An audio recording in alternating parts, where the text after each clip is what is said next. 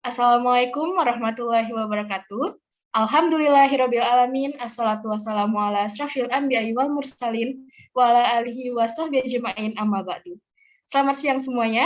Perkenalkan kami dari kelompok 5 akan mempresentasikan hasil pengamatan kami mengenai batuan. Tetapi sebelum kita masuk ke dalam pembahasan, izinkan kami untuk memperkenalkan diri terlebih dahulu. Yang pertama, nama saya Nela Syifa Anindya, absen 28. Nama saya Muhammad Kulit Gabru Pradipta, absen 25. Nama saya Mutia Kamilah, absen 26. Nama saya Nurul Sufi Afifah, absen 29. Nama saya Panji Nayakareswara, absen 30. Baiklah, langsung saja kita masuk ke dalam pembahasan. Yang pertama, siklus batuan. Siklus batuan beku. Berawal dari magma yang mendingin dan membeku atau kristalisasi, kemudian batuan beku yang terpapar di permukaan bumi akan mengalami pelapukan. Batuan beku secara perlahan akan hancur dan terurai karena pengaruh sehari-hari dan cuaca atmosfer, hidrosfer, dan biosfer. Yang kedua, siklus batuan sedimen. Batuan sedimen merupakan batuan beku di mana saat terjadinya siklus mengalami pelapukan, pengikisan, dan pengendapan karena pengaruh cuaca. Kemudian diangkut oleh tenaga seperti air, angin, atau glaster dan diendapkan di tempat yang lain yang lebih rendah. Ketiga, siklus batuan metamorf.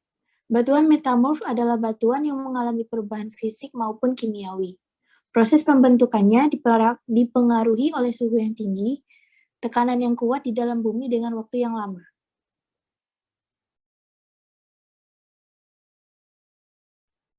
Yang kedua, pembahasan klasifikasi batuan.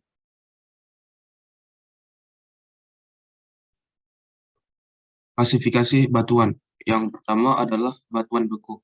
Batuan beku dibagi menjadi obsidian, batu apung, andesit, basalt, diorit, granit, bauxit, adamelit, napilit, dan riolit. Kedua adalah batuan sedimen. Batu sedimen ada konglomerat, batu lempung, batu gamping, batu pasir, sale, dolomit, greensand, gypsum, dan batu bara. Yang ketiga ada batuan metamorf. Contohnya ada marmer, granulit, kuarsit, slate, igneous, grit, grafit, hornfels, dan serpentinit. Yang keempat ada mineral, yaitu ada quartz, magnetit, klorit, dan apatit. Selanjutnya, karakteristik batuan. Yang pertama, batuan beku, yakni tidak mungkin menghasilkan fosil, teksturnya padat, mampat, serta teksturnya homogen dengan bidang permukaan ke semua arah sama dan sesuai dengan pembentukannya. Kemudian yang kedua ialah batuan sedimen, yakni ada warna terang dan ada warna gelap, tergantung komposisi dan mineral penyusunnya. Bentuk batuan penyusunnya yang pertama ialah absolut, yakni sama panjang dan lebar, kemudian equent, yakni tinggi, panjang, dan lebar hampir sama, kemudian graded, yakni tinggi, panjang, dan lebarnya berbeda, dan prolet, yakni panjang dan lebarnya sama, tapi tingginya berbeda. Kemudian batuan metamorf, yakni memiliki warna yang bervariasi, yakni feldspar, yang merupakan adanya belahan pada warna buatan, kemudian kuarsa, yakni putih susu atau putih jernih, dan mika, yakni belahan berwarna putih dan hitam. Kemudian strukturnya yang pertama ialah foliasi, yakni lapisan pada batuan metamorf dengan bentuk menyerupai belahan, dan yang kedua non-foliasi, yakni batuan tanpa belahan. Kemudian menurut bentuk kristal, yang pertama ada euhedral, yakni terlihat sempurna dengan dibatasi oleh bidang kristal ideal, kemudian subhedral, yakni kristal dibatasi oleh bidang kristal yang tidak begitu jelas, sebagian teratur dan sebagian lainnya tidak, dan anhedral, yakni dibatasi oleh bidang kristal yang tidak teratur. Selanjutnya, pemanfaatan batuan. Yang pertama, batuan beku. Contohnya batuan basal.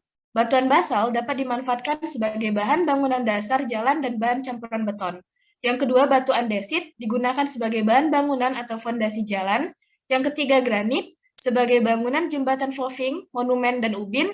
Dan yang terakhir, apung sebagai alat penggosok atau amplas. Pemanfaatan batuan sedimen. Yang pertama, gypsum sebagai bahan dasar bangunan. Yang kedua, batu bara sebagai bahan bakar. Yang ketiga, batu gamping untuk pengeras jalan dan untuk fondasi rumah. Pemanfaatan batuan metamorf. Yang pertama, batuan pualam dimanfaatkan menjadi meja, apsak, dan guci. Batuan kuarsa dimanfaatkan sebagai pembuatan kaca dan keramik. Batuan sabak dimanfaatkan sebagai bahan campuran semen. Batuan marmer dimanfaatkan sebagai bahan lantai dan dinding. Batuan sekis dimanfaatkan sebagai sumber mika yang utama. Batuan kilit dimanfaatkan sebagai bahan isolator elektrik dan bahan bangunan. Baiklah, sekian presentasi dari kelompok kami. Bila ada terdapat salah kata, kami mohon maaf. Pada Allah kami mohon ampun. Terima kasih atas perhatiannya. Wassalamualaikum warahmatullahi wabarakatuh.